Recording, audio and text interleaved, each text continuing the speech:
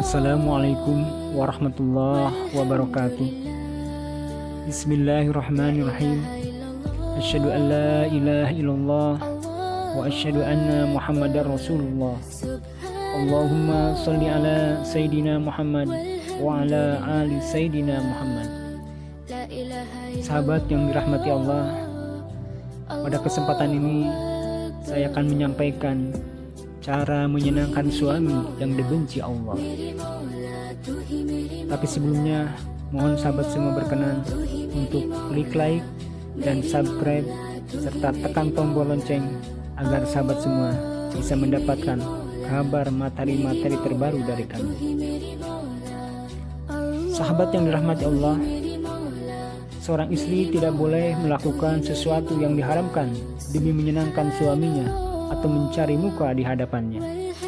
Barang siapa yang menyenangkan manusia dengan sesuatu yang dibenci Allah, maka Allah akan membencinya. Demikian pula manusia tidak akan menyukainya.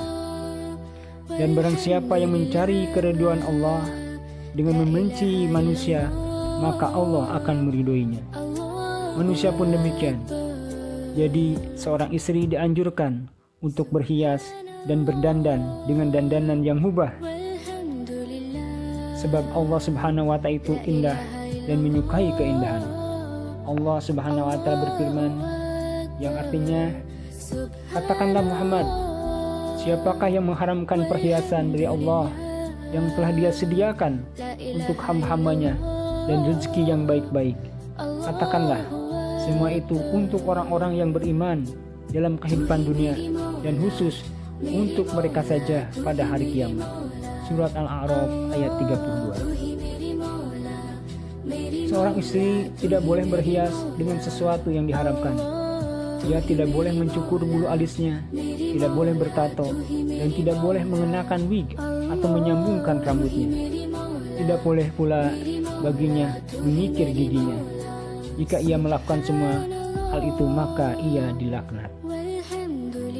Di dalam Sahih Bukhari dan Sahih Muslim diriwayatkan dari Alqamah radhiyallahu anhu berkata, Abdullah ibnu Mas'ud melaknat perempuan-perempuan yang bertato, mencukur alisnya, dan yang mengikir giginya demi kecantikan, serta yang mengubah ciptaan Allah Subhanahu wa Ta'ala. Ummu Yakub lantas bertanya, mengapa demikian? Abdullah menjawab, mengapa aku tidak melaknat orang-orang yang dilaknat Rasulullah dan yang tertuang dalam kitab Allah? Namun Ummu Yakub berkata lagi, demi Allah, aku sudah membaca Al-Quran, tetapi aku tidak menemukan hal itu di dalamnya. Ibnu Mas'ud menjawab, jika kamu membacanya lagi, niscaya kamu akan menemukannya.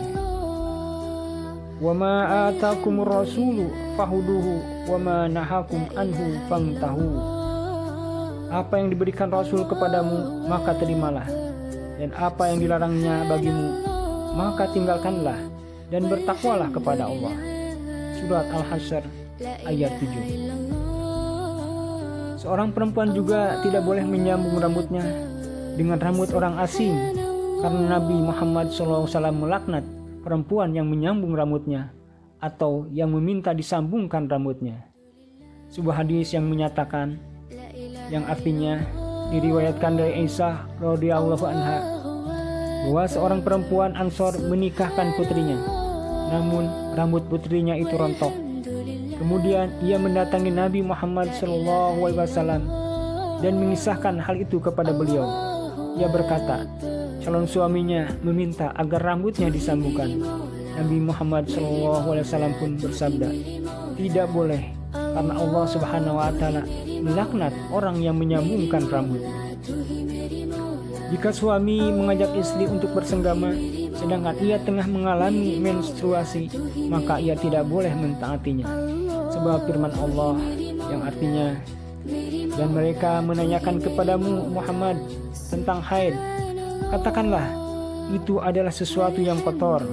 Karena itu jauhlah istri pada waktu haid, dan jangan kamu dekati mereka sebelum mereka suci. Apabila mereka telah suci, campurilah mereka sesuai dengan ketentuan yang diperintahkan Allah kepadamu.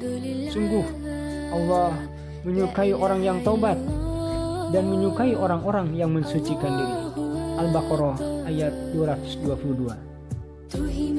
Demikian pula jika suami meminta menyetubuhinya di bagian duburnya, maka istri tidak boleh mentaatinya, karena Nabi Muhammad SAW melaknat tindakan seperti itu. Seorang istri juga tidak boleh menggambarkan sifat-sifat dan kecantikan perempuan lain di hadapannya tanpa alasan yang jelas, sebab hal itu dapat menjerumuskan kepada yang makruh dan haram. Diriwayatkan dari Abdullah bin Mas'ud radhiyallahu anhu bahwa Nabi Muhammad SAW bersabda, yang artinya, janganlah seorang perempuan bercakap-cakap dengan perempuan lain, lalu ia menceritakan perihal temannya itu kepada suaminya, hingga seakan suami melihatnya dengan mata kepala sendiri. Hadis Bukhari. Secara umum, suami tidak boleh mentaati istrinya dalam kemaksiatan kepada Allah. Begitu juga istri tidak boleh mentaati suaminya dalam kemaksiatan kepada Allah Subhanahu wa taala. Hal itu dimaksudkan agar cinta dan kasih sayang di antara mereka abadi. Sebab cinta dan kasih sayang adalah nikmat dan anugerah Allah Subhanahu wa taala yang akan hilang dengan kemaksiatan. Allah Subhanahu wa taala berfirman yang artinya, dan musibah apapun yang menimpa kamu adalah disebabkan oleh perbuatan tanganmu sendiri, dan Allah memaafkan banyak dari kesalahan-kesalahanmu. Surat Asy-Syura ayat 30. Nabi bersabda, innamat ta'atu fil ma'ruf, ketaatan itu hanya dalam kebaikan. Demikian sahabat yang dirahmati Allah, semoga bermanfaat. Wabillahi taufiq wal hidayah. Wassalamualaikum warahmatullahi wabarakatuh.